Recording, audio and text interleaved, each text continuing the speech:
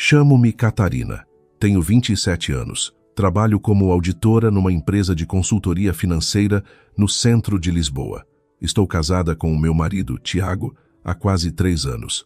O meu sogro, Eduardo, é vereador do urbanismo na Câmara Municipal. Normalmente é um homem austero e de poucas palavras, mas até que me tratava razoavelmente bem como nora. A minha sogra, Fátima, está reformada. Antigamente, dava aulas de físico-química no liceu. Agora, passa os dias a ir à praça comprar frescos, a cozinhar e a participar nas atividades do centro comunitário local. No segundo sábado de cada mês, chova ou faça sol, vamos jantar à casa dos meus sogros. Esta regra foi estabelecida desde que nos casamos. Durante quase 3 anos, nunca abrimos uma exceção. Até que, há 4 meses, esses jantares de família começaram a ter problemas. A primeira vez foi em abril. Nesse dia, a minha sogra fez um cozido à portuguesa farto e o meu sogro abriu propositadamente uma garrafa de vinho do Porto Velho. Estávamos todos sentados à mesa, num ambiente animado.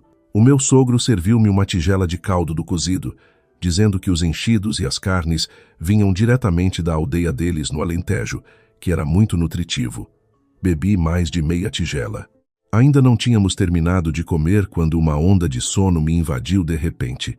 Não era um cansaço normal. Era como se algo estivesse a pressionar o meu corpo para baixo. As minhas pálpebras pesavam chumbo, as minhas mãos e pés ficaram moles e a minha cabeça zumbia.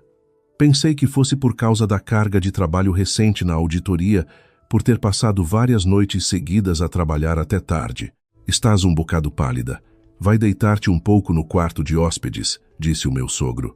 Não recusei. Levantei-me e dei alguns passos, mas as minhas pernas começaram a falhar. O Tiago amparou-me até ao quarto de hóspedes. No instante em que me deitei na cama, perdi a consciência de tudo. Quando acordei, o telemóvel marcava 15:47, mas quando adormeci, devia ser por volta das 12:30. Tinha dormido mais de 3 horas seguidas. O Tiago estava sentado na beira da cama a olhar para o telemóvel. Acordaste. Dormes que nem uma pedra. Quanto tempo dormi? Quase 3 horas. A minha mãe disse que deves estar exausta do trabalho e que tens de ter cuidado com o descanso. Assenti com a cabeça, sem dar muita importância. No entanto, quando me sentei, reparei que a posição do segundo e terceiro botões da minha camisa estava trocada. Na altura, não pensei em mais nada. Talvez me tivesse atrapalhado a dormir e os tivesse desabotoado e abotoado mal. A segunda vez foi em maio. Dessa vez, a minha sogra fez uma canja de galinha do Campo Rica. O meu sogro, mais uma vez, serviu-me uma tigela cheia. Bebi a canja e comi umas garfadas. A mesma sonolência atacou-me de novo e veio ainda mais rápido do que da última vez. Pousei os talheres e, antes que pudesse dizer alguma coisa, encostei-me à cadeira a cair para o lado. Ai, a Catarina está cheia de sono outra vez. A voz da minha sogra soava muito, muito longe. Eu trato dela, a voz do Tiago. Depois disso, um branco total. Quando acordei, o telemóvel mostrava que passava um pouco das 16:00. Olhei para o meu relógio de pulso. Estava atrasado mais de 20 minutos. Eu tinha mudado a pilha do relógio no dia anterior. Era impossível estar a atrasar. Havia outro detalhe. Antes de sair de casa, tinha posto um batom líquido mate de longa duração. Usava aquela marca há mais de 2 anos. Nunca esborratava. Mas, depois de acordar, a cor nos meus lábios tinha desaparecido quase toda, e havia um pequeno traço vermelho manchado no meu queixo. Perguntei ao Tiago o que tinha acontecido. Ele nem levantou a cabeça. Deves ter esfregado a cara na almofada enquanto dormias. A terceira vez foi em junho. Preparei-me especificamente para esse dia. Antes de sair de casa, sincronizei a hora do relógio de pulso e do telemóvel ao segundo. No interior do pulso esquerdo, desenhei um pequeno ponto com um lápis de olhos à prova de água, escondido debaixo da bracelete do relógio. Tirei uma fotografia a cada botão da minha camisa, de cima a baixo, para guardar como prova. Chegamos à casa dos sogros e tudo decorreu como habitualmente. A comida foi servida e o meu sogro voltou a servir-me.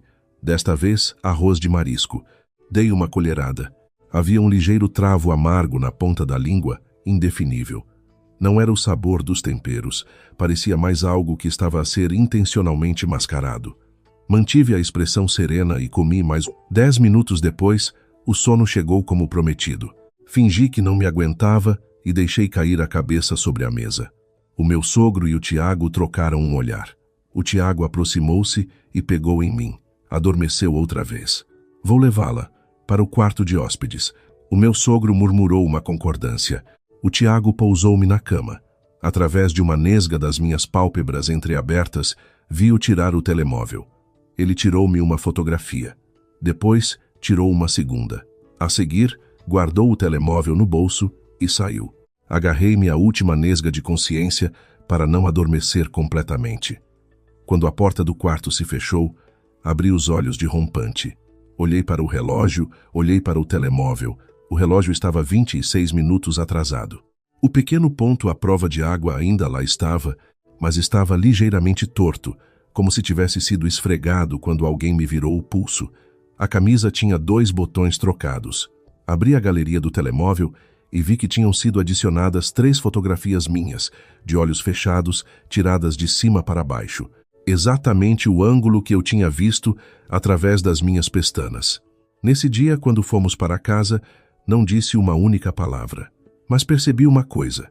Sempre que eu caía num sono profundo naquelas horas em casa dos meus sogros, alguém estava a fazer-me alguma coisa. Não os confrontei de imediato, não porque não quisesse, mas porque não tinha coragem. O Eduardo é vereador do urbanismo na Câmara de Lisboa. O Tiago é filho dele. Se eu fizesse um escândalo sem perceber o que se passava, a iniciativa não estaria nas minhas mãos. Eu tinha de descobrir primeiro o que eles estavam a fazer. O jantar de família seguinte foi em julho. Desta vez, fui com a atenção redobrada. Fiz as mesmas preparações da última vez, mas acrescentei um passo. Escondi um gravador de voz no fundo da minha mala, ativado por voz. Quando cheguei, a minha sogra já tinha a comida na mesa. O meu sogro sentou-se à cabeceira e serviu-me uma tigela de caldo verde. Catarina, a tua sogra fez este caldo verde com chouriço de propósito para ti. Come enquanto está quente. Peguei na tigela e levei-a à boca. Cheirava a couve e a enchidos, mas, prestando atenção, havia um odor químico muito tênue por baixo. O arroz de marisco da última vez também tinha tido isso. Fingi dar umas colheradas. Aproveitando uma pausa na conversa, levantei a mão para limpar a boca, mantendo o caldo retido nas bochechas. Quando me levantei para ir à casa de banho, cuspi o caldo na sanita. Enchi meio copo com água, voltei para a mesa e deitei-o na tigela, mexendo. Continuei a fingir que comia. O meu sogro pôs mais uma rodela de chouriço no meu prato. Come mais, andas muito magra ultimamente. Dei uma trinca. Mastiguei 2 vezes. O mesmo sabor adstringente familiar apareceu na ponta da língua. Não engoli. Aproveitei o momento em que baixei a cabeça para beber água e cuspi para dentro de um guardanapo. Durante a meia hora seguinte, não ingeri realmente uma única gota de comida. Chegou a hora do costume, 12, 30, a hora de ter sono. Mas eu estava completamente desperta. Hoje estás com bom aspecto, cheia de energia, disse a minha sogra, a sorrir. Pois é, dormi muito bem esta noite. Ainda bem, a expressão da minha sogra era normal. Mas o meu sogro olhou para o Tiago e o Tiago respondeu com um abanão de cabeça quase imperceptível. Depois de almoço, o meu sogro levantou-se. Vou ao escritório fazer uma chamada. Pai, eu vou contigo. Precisamos de falar, disse o Tiago. Os dois subiram as escadas. Ajudei a minha sogra a levantar a mesa. Esperei cerca de 5 minutos e disse que ia à casa de banho. Subi ao primeiro andar. Ao passar pelo escritório, a porta estava entreaberta. Lá de dentro, ouviam-se as vozes dos dois, sussurradas. A voz do meu sogro estava muito baixa. O que é que se passou com ela hoje? Não sei. Talvez não tenha ingerido a dose suficiente. Impossível. Fui eu que preparei pessoalmente. Pus o dobro da última vez. Será que ela desconfiou de alguma coisa? Houve um silêncio de alguns segundos. O meu sogro falou. Quer ela tenha desconfiado ou não, os 3 apartamentos em Alcântara não podem esperar mais. O pessoal da promotora imobiliária já me ligou 3 vezes a apressar. As obras têm de começar no mês que vem. Os edifícios existentes têm de ser demolidos. Eu sei, mas ela não cede. Não posso fazer nada. Falei-lhe nisso da última vez, e ela disse logo que foram os pais que lhe deixaram as casas e que não vende. É por isso que precisamos de usar outros métodos. A voz do meu sogro baixou ainda mais. Não resultou com as outras? A Leonor? A Sofia? Qual delas é que não assinou mansamente? Elas são diferentes. A Catarina é muito mais desconfiada e atenta do que elas. Não faz mal que seja atenta. O problema é se ela descobrir alguma coisa. Tem cuidado nestes dias. Não des bandeira. Entendido, pai. Recuei 2 passos. As solas dos meus pés pareciam gelatina. Encostei-me à parede do corredor e sustive-me por alguns segundos. Entrei na casa de banho, tranquei a porta e agachei-me no chão. Alcântara. Os meus pais deixaram-me 3 apartamentos antigos em Alcântara. Eram casas atribuídas pelos serviços do Estado nos anos 90, que depois eles compraram durante o processo de privatização. A localização é excelente, perto da futura estação de metro e do Rio. Cada apartamento vale, por baixo, uns 500 mil euros. Os 3 juntos chegam a 1,5 milhão. Há meio ano, o Tiago tinha me falado nisso uma vez.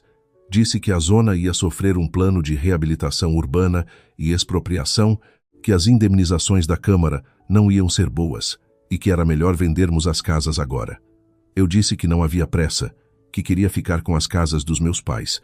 Ele tocou no assunto mais 2 vezes e eu nunca cedi. Depois não voltou a falar nisso. Afinal, não tinha desistido. Tinha mudado de estratégia. Apoiei-me no lavatório e levantei-me. Olhei para mim própria no espelho. Não tinha expressão nenhuma. Quando desci, o meu sogro e o Tiago também desceram. Pai, já acabaste a chamada? Perguntei, a sorrir. Sim, coisas da Câmara, ele assentiu. A forma como ele olhava para mim era a mesma de sempre. Suave, educada, não mostrava a menor falha. E eu fiz o mesmo. Naquela tarde, depois de sair de casa dos sogros, fui até Alcântara. Fiquei muito tempo parada em frente aos prédios velhos. O perímetro já estava vedado com chapas azuis. Várias escavadoras estavam estacionadas num terreno baldio. Ao lado, havia um enorme painel de obras. Projeto de reabilitação urbana da zona de Alcântara. Entidade promotora. Olisipo Imobiliária LDA. Olisipo Imobiliária. Quando cheguei à casa, pesquisei os dados comerciais desta empresa na internet. O representante legal chamava-se Carlos Manuel, um nome que nunca tinha ouvido, mas na secção de acionistas vi 2 nomes. Um era Gonçalo, com 35% das cotas. O outro era Rodrigo, com 20% das cotas. Gonçalo. O Tiago já tinha ido beber copos com ele. No mês passado, nos anos do Tiago, demos um jantar para alguns amigos em casa e o Gonçalo veio. Nesse dia, ele bebeu demais. Pôs o braço à volta do pescoço do Tiago e disse: Ó Tiago, este projeto de Alcântara só vai para a frente graças ao teu pai, que está a encobrir tudo. Quando ficarmos ricos, a tua família não vai ser esquecida. O Tiago riu-se e mandou-o calar na altura. Bebeste demais, não digas disparates. Eu perguntei ao Tiago quem era o Gonçalo. Ele disse que era um colega da faculdade que tinha um pequeno negócio. Um pequeno negócio. Ser acionista de uma empresa de demolições e imobiliária, chamar a isso pequeno negócio? Continuei a investigar. A Olisipo Imobiliária não tinha sequer 1 ano de existência. O capital social era de apenas 50 mil euros, mas tinha ganhado o concurso de um projeto de reabilitação urbana de dezenas de milhões de euros. Como é que uma empresa com menos de 1 ano conseguia um projeto tão grande? Conseguia porque o vereador do urbanismo, Eduardo, usou o seu poder para dar o projeto à empresa dos amigos. E depois usava métodos sujos para forçar os proprietários a vender as casas a preços ridículos, lucrando com a diferença. E as pessoas forçadas a assinar eram todas mulheres.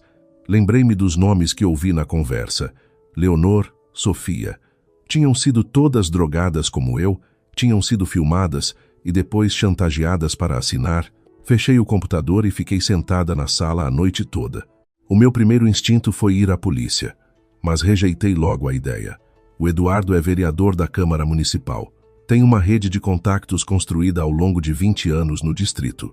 Qual o tamanho da sua rede? Não faço ideia. Se eu fosse a polícia com provas incompletas, o resultado podia ser ele receber um aviso prévio, destruir todas as provas e virar-se contra mim.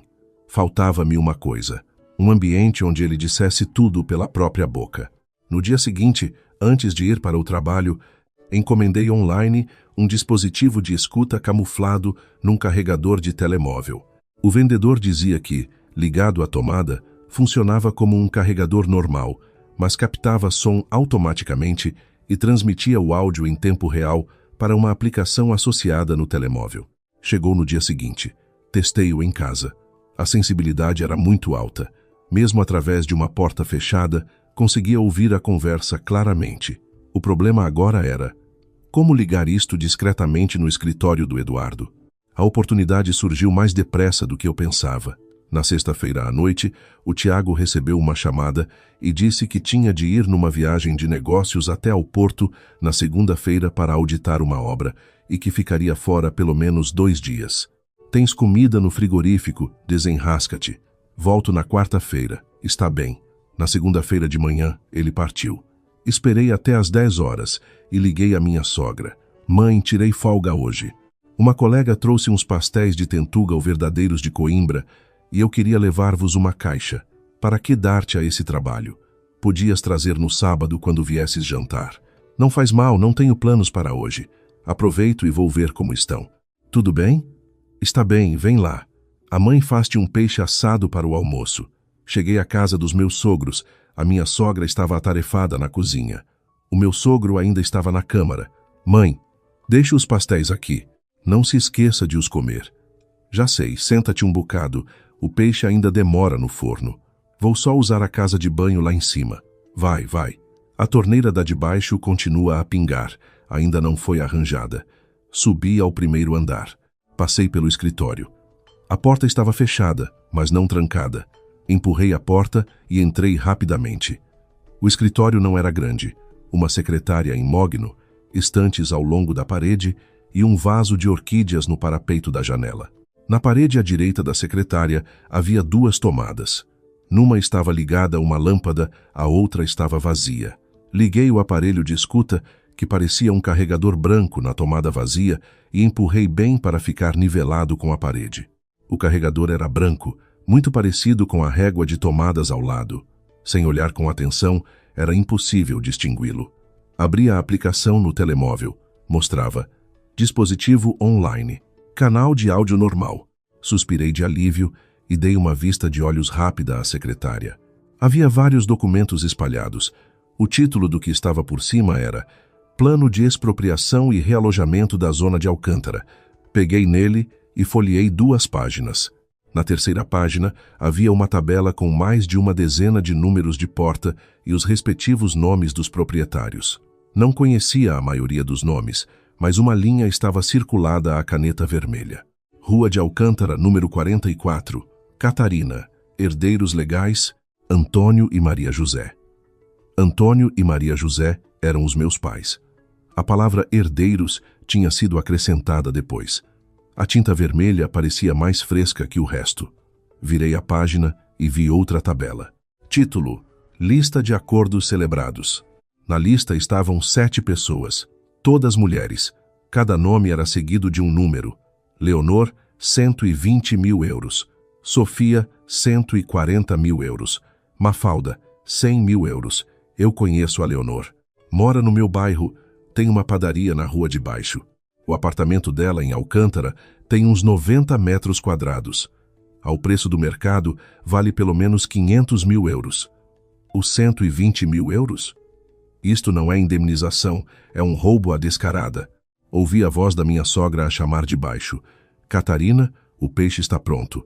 Desce. Já vou. Pousei o documento exatamente onde estava, saí do escritório e fechei a porta. Quando descia as escadas, dei de caras com o meu sogro, que tinha acabado de entrar pela porta principal. Vieste visitar-nos, Catarina? Sim. Vim trazer uns pastéis para si e para a mãe. És uma querida. Ele deu um pequeno sorriso e o seu olhar deteve-se em mim por um instante. Foste à casa de banho lá em cima? Sim. Ele não disse mais nada. Trocou de sapatos e subiu as escadas. Ouvi a porta do escritório abrir-se e voltar a fechar-se. O meu coração falhou um batimento. À mesa do almoço, o meu sogro voltou a servir-me a sopa.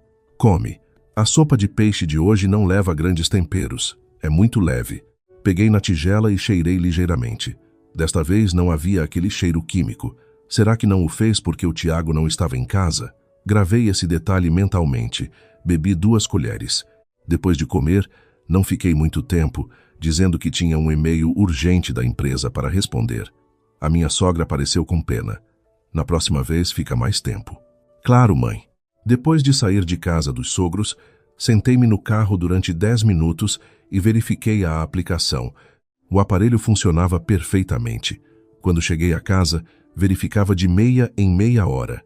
Naquela tarde, só se ouviu o barulho de papéis a serem folheados e alguns telefonemas de trabalho sem importância. A noite também foi muito silenciosa. Comecei a ficar ansiosa. Talvez ele nunca falasse desses assuntos no escritório. Talvez este aparelho fosse inútil, mas não tinha outra alternativa senão esperar. Às 2 da tarde do dia seguinte, a aplicação enviou uma notificação. Voz contínua detetada. A gravar automaticamente. Pus os auscultadores Bluetooth e cliquei para ouvir em tempo real. Era a voz do meu sogro, e havia outro homem. A voz era familiar, mas não consegui identificar logo quem era. Ó Eduardo, a malta do projeto de Alcântara está a apertar. Se as demolições não terminarem até ao final do mês que vem, as licenças de construção caducam. Eu sei. Faltam poucas famílias. Faltam 4. 3 delas são fáceis de resolver. Damos um bônus, fazemos um bocado de pressão, e já está. O problema é a última. Qual? Os 3 apartamentos da tua nora. É o maior calhau no sapato. Houve um silêncio de 2 segundos. Aqueles 3 apartamentos, se pagarmos a valor de mercado, são mais de 1,5 milhão. Mas, com o nosso esquema, damos-lhe no máximo 350 mil. A margem de lucro vem daí. A voz do meu sogro soava muito calma. Então essa tem de ser resolvida. Aquele método que falaste, já o usaste 4 vezes e ela continua sem ceder. Ela ainda não teve a oportunidade de assinar.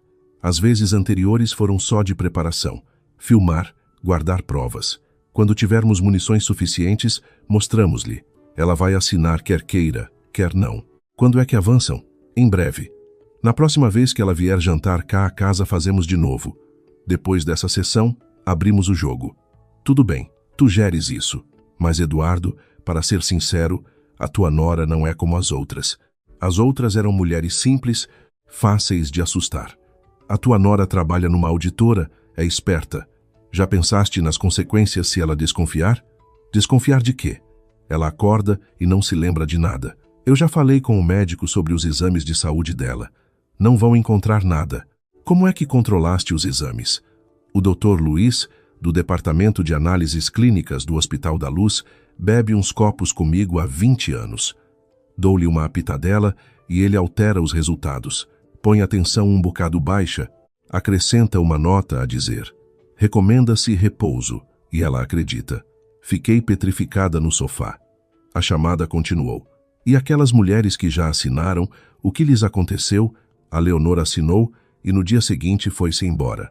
Está a viver com a prima noutra zona da cidade.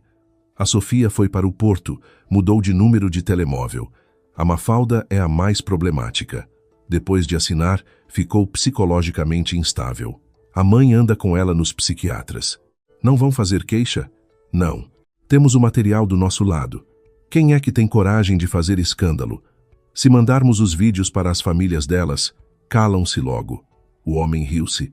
Eduardo, és o diabo em pessoa. Mas olha, onde é que estás a guardar esses vídeos? É seguro? Estão numa penha escondida debaixo da gaveta do armário do quarto de hóspedes. Não guardo nada no computador. Bem pensado. Muito prudente. Bom, acelera as coisas em Alcântara. O final do próximo mês é a linha vermelha. Depois disso não vamos a tempo. Não te preocupes. A gravação acabou ali. Tirei os auscultadores e reparei que tinha as palmas das mãos suadas. O ficheiro de áudio já estava gravado na aplicação. Exportei imediatamente o áudio e guardei-o em 3 sítios. Um no telemóvel, um no meu e-mail pessoal e outro num telemóvel antigo que guardava. Desliguei o telemóvel antigo e meti-o no fundo de uma caixa de sapatos no guarda-roupa. Depois abri o portátil e transcrevi cada palavra que ouvi. Documentação física. Eu precisava daquela pen USB. Da última vez que fui à casa deles, tinha revistado uma caixa de cartão no guarda-roupa do quarto de hóspedes e vi alguns dos contratos de expropriação, mas não vi a pen. Agora sabia que estava debaixo da gaveta. Não dentro, debaixo, mas não podia inventar outra desculpa para ir lá à casa agora. Tinha lá ido levar os pastéis na semana passada. Ir de novo seria muito suspeito. Teria de esperar pelo próximo jantar de família. O segundo sábado de julho. Faltavam 9 dias. Durante esses 9 dias, comportei-me exatamente como antes. Falei com o Tiago, jantei, dormi, tudo normal. Mas todas as noites, quando ele adormecia, eu abria a aplicação e ouvia todas as gravações do dia do escritório. A maioria era inútil. O meu sogro a falar de trabalho com colegas ou da rotina com a minha sogra. Mas na quinta-feira à noite, às 23h00, ouvi outra conversa. Desta vez era por telefone. Gonçalo, ouve bem. O assunto de Alcântara, vou repetir, tem de estar tudo limpo até ao final do mês. Ó senhor vereador, eu também estou a pressionar aqui, mas há 2 famílias que estão mesmo difíceis. Não querem assinar. Se não assinam, arranja outra maneira. Esqueceste-te de como ganhaste este projeto? Fui eu que te isentei da caução de 100.000 euros. Fui eu que aprovei as licenças de construção. E agora vens dizer-me que está difícil? Do outro lado, o Gonçalo não ousou responder de volta. Certo, Eduardo. Vou ver o que posso fazer. E há mais uma coisa. O tom do meu sogro mudou subitamente. Aqueles 2 homens que trouxeste da última vez, são de confiança? São. Foram recrutados lá no norte, fazem o trabalho e voltam. Não ficam por Lisboa. Tens a certeza de que mantém a boca fechada? Não se preocupe, paguei-lhes a dobrar. HM, na próxima vez não voltes a usar gente de fora. Com certeza. A chamada terminou. Guardei esta gravação em triplicado também. Os 2 homens que o Gonçalo trouxe. O meu sogro usou a palavra trouxe, não contratou. Quem eram eles? E o que fizeram? Lembrei-me subitamente dos vídeos na pen USB, os ficheiros que vi no ecrã. As imagens dos vídeos mostravam não só o meu sogro, mas outros 2 homens desconhecidos. Eram os homens do Gonçalo. Fechei os olhos e engoli a náusea que subiu pelo meu estômago. Na quarta-feira, o Tiago voltou da sua viagem ao Porto. À noite, ao jantar, ele falou proativamente do jantar de família de sábado. Este sábado, vamos jantar à casa dos meus pais como costume. Não tens planos, pois não? Não. Ainda bem. Ele baixou a cabeça para comer. Já agora, não andaste a remexer nas minhas coisas cá em casa ultimamente, pois não? Os meus pauzinhos pararam por um segundo. Em Portugal diríamos, o meu garfo parou a meio do caminho. O que queres dizer? Nada. Só a perguntar. Quando cheguei, reparei que os dossiês do escritório pareciam ter sido mexidos. O escritório de nossa casa? Sim, eu não toquei em nada. Ele olhou para mim. Ah, se calhar lembro-me mal. Continuei a comer. A minha cara não mostrou emoção, mas as minhas mãos estavam geladas. A que pastas se referia ele? As da nossa casa ou as da casa dos pais dele? Se fosse na casa dos pais, significava que o Eduardo tinha reparado que alguém tinha mexido na secretária. Se o Eduardo tinha descoberto o microfone, eu não sabia, mas a aplicação mostrava-o online e funcional. Se ele tivesse descoberto, a primeira coisa que faria era desligá-lo. Como ainda lá estava, ele não tinha descoberto, pelo menos por agora. O sábado chegou. Antes de sair, fiz a preparação mais completa de sempre. O gravador ativado por voz estava no fundo duplo da mala. O telemóvel estava com a bateria cheia e a aplicação de escuta aberta em segundo plano. No fundo da mala havia outra coisa, um canivete suíço. Não para magoar ninguém, mas por precaução. Cheguei à casa dos sogros. A minha sogra já tinha a mesa cheia. Venham, sentem-se. Hoje fiz os teus pratos favoritos. O meu sogro estava no lugar do costume. À sua frente havia uma garrafa de aguardente velha. Catarina, hoje o pai está bem disposto. Bebe um cálice comigo. Eu nunca bebo álcool, e ele nunca me tinha pedido para beber. Pai, eu não aguento bem o álcool. Bebo só um pinguinho, disse eu. Hoje fazem 3 anos de casados. Merece uma celebração, atirou o Tiago. Se beberes só um cálice não faz mal. Olhei para o cálice de aguardente à minha frente. O líquido era límpido e dourado. Antes usavam a sopa, agora tinham mudado para a aguardente. Está bem, mas só um. Levei o copo aos lábios. No instante em que o líquido tocou a minha boca, senti o mesmo sabor adstringente, quase que totalmente mascarado pelo ardor do álcool. Se eu não soubesse o que era, nunca teria reparado. Tomei um golo pequenino, sem engolir. Ai, que forte! Disse com cara de nojo e pousei o copo. Bebe devagar, não há pressa, disse o meu sogro, a sorrir. Aproveitando o momento em que levei comida à boca, usei um guardanapo de papel para limpar os lábios e cuspi o gole para o papel. Apertei-o e guardei-o no bolso das calças. Durante a hora seguinte, usei o mesmo truque para fingir que tinha bebido meio cálice, quando na verdade não engoli uma única gota. À mesa, o meu sogro falava muito mais que o habitual. Falou do meu trabalho, dos projetos do Tiago, do tempo. Parecia muito caloroso e afável, mas não me deixei enganar. Às 13h30, a hora de sentir sono chegou novamente. Catarina, bebeste demais. Estás toda vermelha, comentou a minha sogra preocupada. Um bocadinho, esfreguei as fontes simulando embriaguez. Vai deitar-te um pouco no quarto de hóspedes, disse o meu sogro. Eu vou sozinha. Levantei-me, deixando os meus passos arrastarem-se um pouco, apoiei-me na parede e entrei no quarto. Fechei a porta e tranquei-a. Agachei-me imediatamente. Abri a gaveta debaixo do roupeiro. Lá dentro havia cobertores de inverno. Tirei-os, expondo o fundo da gaveta. Tinha uma pequena fresta. Enfiei a mão por baixo. Os meus dedos tocaram em algo duro, quadrado e fino, colado com fita adesiva na base inferior da gaveta. A pen USB. Descolei a fita e puxei a pen. Era preta, perfeitamente banal. Segurei-a na mão e tirei o telemóvel. A mala tinha um adaptador OTG que eu preparara com antecedência. Liguei a pen e o telemóvel reconheceu a unidade de armazenamento. As pastas apareceram no ecrã. O formato dos nomes era a data e iniciais, exatamente como no ecrã do computador. Não abri nenhum ficheiro, não precisava de os ver. Já tinha visto o suficiente na minha própria memória dedutiva. Selecionei copiar tudo e colei na memória interna do telemóvel. A barra de progresso começou a avançar lentamente. Ouvi passos lá fora no corredor a aproximarem-se. A barra de progresso chegou a 63%. Os passos pararam à porta. O puxador foi forçado de fora. Está trancada. Catarina, era a voz do Tiago. Murmurei abafado. Trancaste a porta? Quero dormir em paz. Ah, ele não disse mais nada e os passos afastaram-se. A barra de progresso foi a 88%, 94%, 100%. Cópia concluída. Retirei a pen USB, colei-a novamente com a fita adesiva por baixo da gaveta, puxei os cobertores para dentro, fechei a gaveta e levantei-me. Transferi os ficheiros para o meu e-mail seguro encriptado na cloud. Quando a notificação de enviado com sucesso apareceu, dei por mim com as costas encharcadas de suor. Fiquei no quarto durante 1h30 a fingir que dormia. Às 14h50 acordei. O Tiago entrou no quarto. Finalmente acordaste.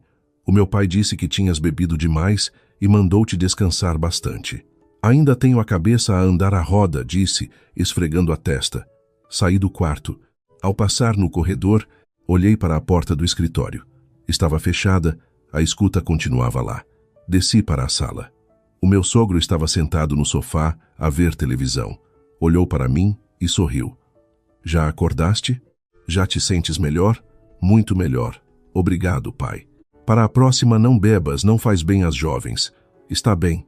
Sentei-me e conversei um bocado. Às 16h00, disse que me ia embora. Não ficava para jantar. A minha sogra tentou insistir. Não queres jantar? Não. Amanhã tenho trabalho a acabar. Quero deitar-me cedo. Pronto, vai com cuidado na estrada. Saí e entrei no carro. Sentei-me e fiquei 5 minutos parada a rever o telemóvel. Os ficheiros da pen USB estavam copiados. Os backups na nuvem também. A aplicação do gravador estava a funcionar perfeitamente e a escuta no escritório ainda emitia sinal. As provas eram suficientes. Áudios, vídeos, contratos, lista de vítimas. Eu podia ir à polícia, mas não agora. E não à polícia municipal ou esquadra local. O Eduardo trabalhou na Câmara e no Distrito durante 20 anos. Podia ter favores a cobrar nas autoridades locais. Se eu o denunciasse no sítio errado, as provas que tinha nas mãos não me salvariam. Seriam a minha sentença de morte. Precisava de encontrar alguém muito acima dele, fora do seu alcance. Voltei para casa e tomei uma decisão. Fui à lista de contactos e encontrei um nome: Tomás. Um colega mais velho do tempo da universidade, que agora trabalhava como inspetor na Unidade Nacional de Combate à Corrupção, o NCC, da Polícia Judiciária, em Lisboa. Mas ele geria casos mais a nível nacional e não respondia ao poder local de forma direta. Não falávamos desde que nos formamos, além de umas mensagens soltas num grupo da faculdade há 3 anos. Mas ele era a única pessoa de confiança que eu sabia que estava fora da esfera de influência do Eduardo. Enviei-lhe uma mensagem. Olá, Tomás. Sou a Catarina. Há muito tempo que não falamos. Preciso de falar contigo pessoalmente sobre um assunto muito sério. Podemos combinar? 15 minutos depois, o telemóvel vibrou. Catarina. Há muito tempo. Do que se trata? Pelo telefone não dá? Não. Tem de ser pessoalmente. Certo. Vem ter comigo à sede da PJ, perto de 7 Rios. Podemos tomar um café no sábado, que estou de folga. Obrigada. Eu lá estarei. Pedi um dia de folga. No dia em que o Tiago foi em viagem de trabalho, aproveitei. Sem deixar rasto. O Tomás estava à minha espera num café discreto. 3 anos sem nos vermos, estava um pouco mais gordo e de cabelo muito curto. Catarina, não estás com boa cara. O que se passou? Sem rodeios, entreguei-lhe o meu telemóvel. Ouve isto primeiro. Reproduzi as conversas críticas gravadas.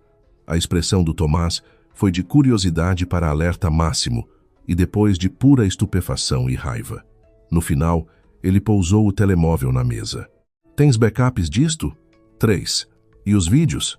Copiei a PEN. O conteúdo está na minha cloud privada. Os contratos de expropriação, fotografados. Os originais estão na casa dele. O Tomás olhou-me nos olhos durante vários segundos. Catarina, tu sabes o que isto significa? Sei. O meu sogro é vereador do urbanismo. O esquema envolve muito dinheiro, mais do que aparenta, e dezenas de pessoas. Isto, se rebentar, não é coisa para o Ministério Público local abafar. Por isso vieste ter comigo. Ele ficou calado. Deixa-me uma cópia de tudo. Vou passar isto internamente ao diretor e abrir um inquérito. Mas, quando voltares, não mudes nada. Não deixes transparecer que estiveste aqui.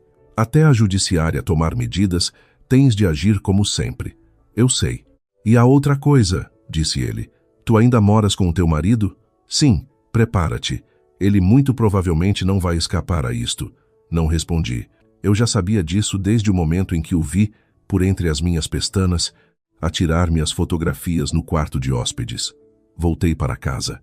No comboio, fiquei a olhar pela janela em silêncio. Recebi uma mensagem do Tiago. Chegas, a que horas hoje? O que queres para o jantar? Respondi com uma palavra. Qualquer. A vida continuou. Cozinhar, comer, ver TV, dormir. 3 dias. Eu ouvi as escutas, mas nada de interessante aconteceu. Talvez fosse a bonança antes da tempestade. Na sexta-feira, a sair do trabalho, recebi uma chamada de número desconhecido. Olá. É a Catarina? Sim. Quem fala? Sou a Margarida, irmã da Leonor. Parei onde estava. Como tem o meu número? A Leonor deu-mo antes de se ir embora. Disse para lhe ligar se acontecesse alguma coisa. Podemos encontrar-nos? Há coisas que tenho de dizer pessoalmente. Combinei encontrar-me com a Margarida num café de um shopping no Colombo, bem longe da nossa zona. A Margarida tinha uns 40 e poucos anos, o rosto pálido e grandes olheiras. Estava sempre a tremer das mãos. Catarina, obrigada por vires. O que aconteceu a Leonor? Ela baixou a cabeça e mostrou-me um papel. Um relatório médico do Júlio de Matos, ex-hospital psiquiátrico. Estava lá o nome da Leonor e um diagnóstico que me deixou incrédula. Ela esteve fora de Portugal 3 semanas e voltou. A voz da Margarida quase não se ouvia, mas veio diferente. Não comia, não falava. Passava as noites na casa de banho, sentada na banheira, a esfregar a pele até fazer sangue. Eu perguntava o que se passava e ela não dizia. Os nós dos dedos da Margarida estavam brancos de tão apertados, até que uma noite ela cedeu. Agarrou-se a mim a chorar a noite toda e contou-me. Disse que alguém a tinha drogado, levado para uma casa onde 3 homens lhe fizeram coisas. Ela não se lembra, mas depois mostraram-lhe os vídeos. Obrigaram-na a assinar documentos e a vender o apartamento por 120 mil euros. Depois disso, fugiu, mas não serviu de nada. Ela não consegue dormir e acha que nunca vai ficar limpa. A Margarida estava com os olhos vermelhos. O médico disse que o trauma psiquiátrico é enorme. Segurei as mãos dela. Margarida, isto não vai ficar assim. Ela olhou para mim. Tu, também estás na mira deles? Sim, e já comecei a mexer-me para tratar deles. Sabe quem é o homem que fez isto? Sozinha não vais conseguir. O meu telemóvel tocou, era o Tiago. Onde é que tu estás? Ainda não chegaste? Tive de ficar até mais tarde no trabalho. Vou agora para casa. Vem depressa. O meu pai está cá em casa. Gelei. O que é que ele foi aí fazer? Não sei. Disse que tem de falar contigo. Está com muito má cara. Está na sala há meia hora à tua espera com um papel na mão e diz que tens de assinar. Catarina, tu andaste a mexer nas coisas nas minhas costas? A voz do Tiago era tensa. Fez-se silêncio e depois ouvi o meu sogro, Eduardo. Tinha tirado o telemóvel ao Tiago. A sua voz era fria, sem a habitual simpatia e educação. Tu mexeste nas coisas do meu escritório. O meu coração parou. A Margarida percebeu que algo estava mal e levantou-se. Não disse nada. A voz do Eduardo soava como pregos a bater numa tábua. Vem já para casa e vamos falar frente a frente. A pen USB que eu tenho escondida, eu vi que tu a copiaste. Vens ou não? Estou a trabalhar, já vou. E desliguei. A Margarida agarrou-me o braço. Ele descobriu? Então não podes ir. Levantei-me e pus a mala ao ombro. Tenho de ir. Se eu fugir agora, ele destrói tudo. Vais entrar na boca do lobo sozinha. Há algo que ele não sabe. As minhas provas já não estão comigo. Estão num sítio onde as mãos dele não chegam. Não importa o que aconteça hoje, as coisas seguirão o seu rumo legal. Escrevi o número do Tomás, o inspetor da PJ, num guardanapo e dei-lhe. Se até amanhã de manhã às 8h00 eu não te ligar, liga a este número. Diz que algo me aconteceu. Margarida pegou no papel, com os lábios a tremer, e assentiu. Conduzi para casa, a mente muito fria. Ele descobriu a cópia da pen, mas não sabe onde pus as provas. O que ele vai fazer é tentar assustar-me para me calar ou forçar-me a dar os ficheiros. Para isso, tem de falar comigo cara a cara. É a fraqueza dele. Ele acha que eu sou só a norinha inofensiva. Não sabe do microfone. Não sabe que fui à judiciária. Cheguei a casa por volta das 20h00. As luzes estavam acesas. O Eduardo estava sentado no sofá da sala. O Tiago estava de pé, com as mãos nos bolsos. Na mesa de centro estava um contrato impresso e um envelope de carta. O meu sogro viu-me e mandou-me fechar a porta. Sentei-me em frente a ele. O Tiago ficou atrás de mim, bloqueando o caminho para a saída. Quando copiaste a pen? Perguntou o Eduardo. Sábado passado. Onde estão as coisas? Num sítio seguro. A cara dele escureceu. És nova, mas tens muita coragem. Ele apontou para a mesa. Sabes o que é aquilo? Olhei. Era a escritura de compra e venda dos 3 apartamentos em Alcântara. Valor: 350 mil euros. Comprador: Olisipo Imobiliária LDA. A linha de assinatura estava em branco, com uma caneta ao lado. Assina, disse ele. Levantei a cabeça. Não assino. Catarina, o Eduardo recostou-se. És inteligente. O que levaste daqui não envolve só a mim, mas também o teu marido e uma rede de contactos que tu nem imaginas. Dá-me as provas, assinas o papel e ficamos todos bem. Como a Leonor e a Sofia e a Mafalda. Ficaram todas bem? A sala ficou num silêncio mortal. O Tiago moveu-se. Catarina, não faças.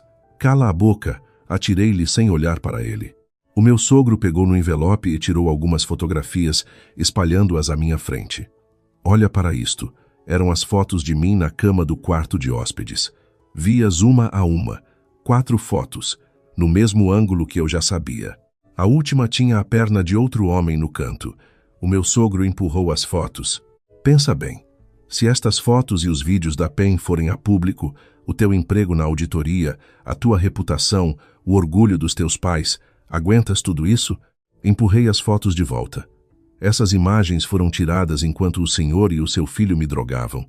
Se vierem a público, não sou eu que vou passar vergonhas na cadeia. O Tiago deu um passo à frente. Não estiques a corda. Pensa bem.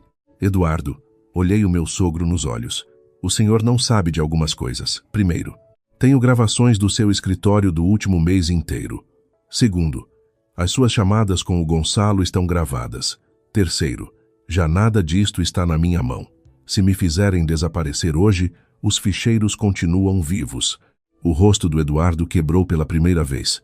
O que disseste? O carregador branco que está no seu escritório não é um carregador, é uma escuta. O Tiago olhou para o pai em choque. O Eduardo ficou branco, e depois o medo instalou-se na sua cara. Estás maluca? Murmurou o Eduardo. Vocês é que são monstros. Levantei-me e fui para a porta. O Tiago pôs-se à frente.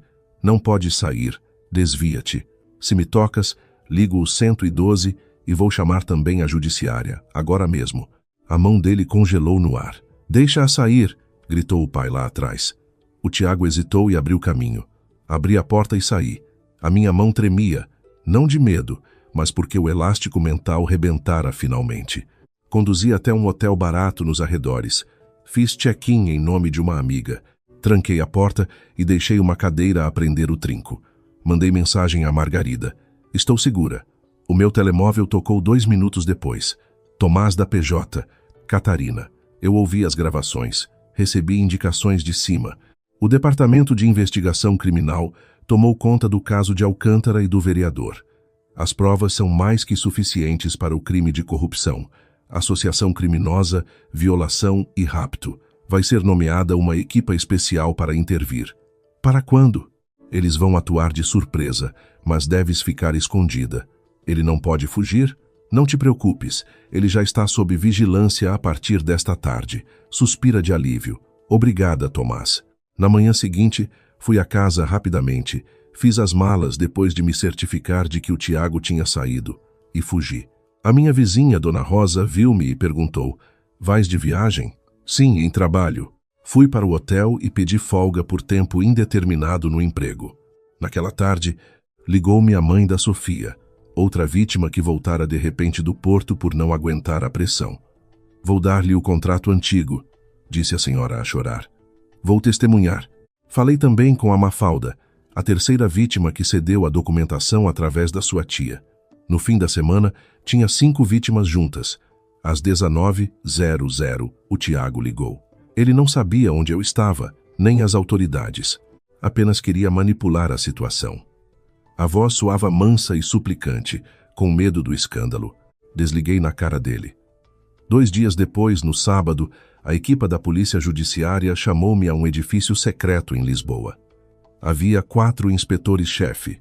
Tudo estava em cima da mesa. Escutas, vídeos copiados, os acordos forçados de Alcântara, as certidões comerciais da Ulisipo Imobiliária. O inspetor-chefe confirmou. O seu trabalho poupou meses de inquérito. E acrescentou: aconselho a contactar um advogado de divórcio. No final da tarde, a PJ executou mandados de busca e detenção. O Eduardo foi detido por ordem de um juiz de instrução para interrogatório e aplicado o regime de prisão preventiva. O Gonçalo foi detido no aeroporto do Porto a tentar apanhar um voo para o Brasil com 200 mil euros na mala e 3 passaportes falsos, um dele, um da esposa e um para o Tiago. A notícia estalou na internet. A Margarida tinha metido uma denúncia anônima no Reddit e no Facebook, que se tornou viral após o comunicado oficial do Ministério Público. Vereador do urbanismo detido por suspeitas de corrupção e agressão sexual, tratei de pedir o divórcio litigioso através do Dr. Henrique, um advogado de topo em direito da família, pedindo a divisão total de bens em meu favor por danos morais e criminais do marido. 2 semanas depois, no Tribunal de Família de Lisboa, o Tiago estava mais magro e abatido. Tentaram alegar que era mentira, Mas quando o meu advogado mostrou o documento do Ministério Público, confirmando os vídeos criminais apreendidos pela judiciária, calaram-se. O Tiago veio ter comigo. Não tens pena do que fizeste ao nosso casamento? Respondi com sarcasmo. Do que eu fiz? Foste tu e o teu pai que me drogaram para vender a minha casa e violar as outras mulheres enquanto filmavam. As mães das vítimas gritaram na sala do tribunal. Monstros! O juiz declarou o divórcio e o caso transitou. Um mês depois, os bens imóveis retornaram para o meu nome no registro predial. As expropriações forçadas de Alcântara foram todas invalidadas pelo Tribunal Administrativo. A Olisipo Imobiliária foi dissolvida.